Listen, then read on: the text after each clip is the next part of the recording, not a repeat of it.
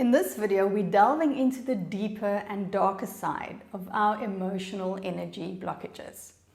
Now, our emotional triggers are usually something that points to our shadow aspect. So when we become emotionally triggered, it's usually a good indication that there's something lurking in the shadows there that we can work with. And when we begin to process and integrate these shadow aspects of ourselves, that is what really allows us to really connect into and free up our own life force energy.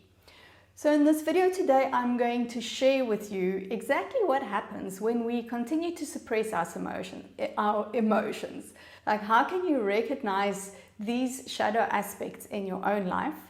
And I'm also going to share with you my favorite practice that I've been using quite a lot lately to help me integrate some of my shadow wounds. So we get taught how to suppress our emotions from a very, very young age, which is actually quite sad if you think about it. Instead of teaching us how we can fully express ourselves and fully live into our fullest beingness, we get taught to suppress our life force energy. But if you're watching this video, then I'm assuming that you are also on the journey to reclaim your joy, to reclaim your life force energy. So I'm very happy that you're here.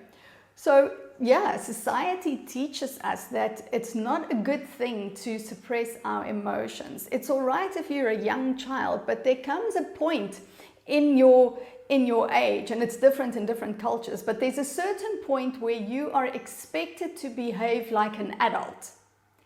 And yes, we need to be adulting at certain times in our life, of course, but linked to this idea of adulting is the idea of emotions get in the way. So you have to suppress your emotions. You can't express your emotions unless it's the right time or the right place to express this. So we use things like boys don't cry. We use terms like put on your big girl pants. And in this process, what we are actually teaching ourselves, what we are teaching our children is, if you express your emotions in a place which is considered incorrectly or in a way that is considered incorrectly by society, you will be judged, you will not be accepted. Okay? And we have got these protection mechanisms that keep us safe. Our ego is one of these protection mechanisms.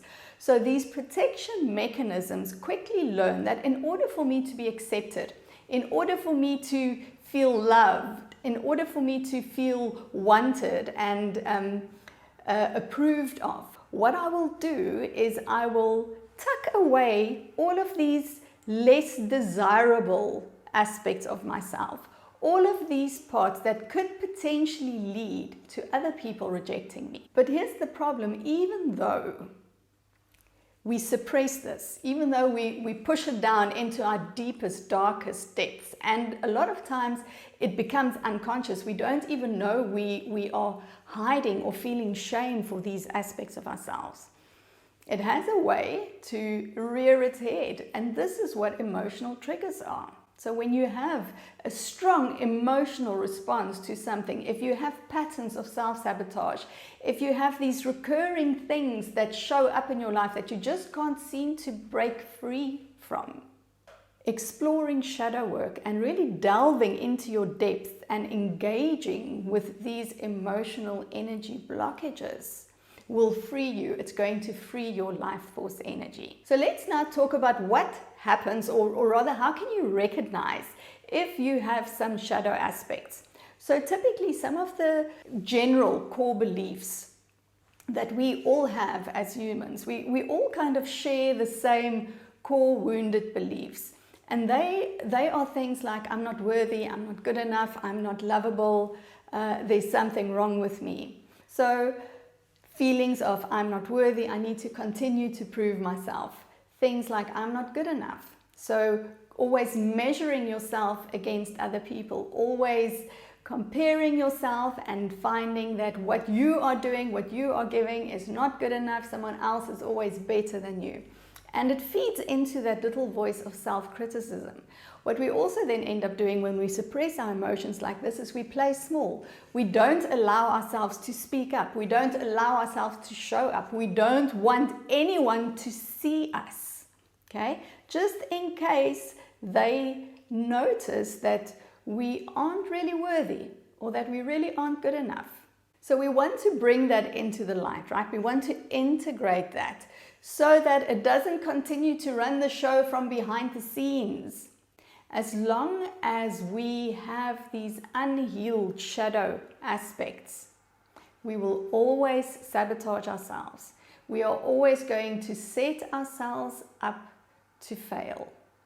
And you can watch more about shadow work and how to explore different shadow work activities in this video. So now let me share with you then the practice that I really enjoy to do this. And it's a very simple practice that you can easily do yourself at home.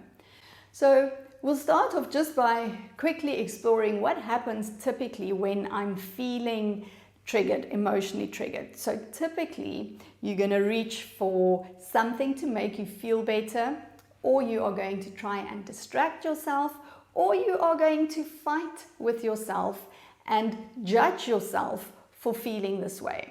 So those are really the three ways that I see most often with my clients. Is we either distract ourselves, we take something to make us feel better or to numb the pain, or we fight with ourselves. We really come down harshly on ourselves. And the invitation here for you is to go about it in a completely other way, and instead of trying to change what it is that you are feeling, is to take yourself out of that by becoming 100% present to your trigger. Okay? You do that by feeling into where is it inside my body? Is it inside my body? Is it outside of my body? Is it in my head? Is it outside of my head? Is it the back of the head? So really feeling into where am I feeling this trigger?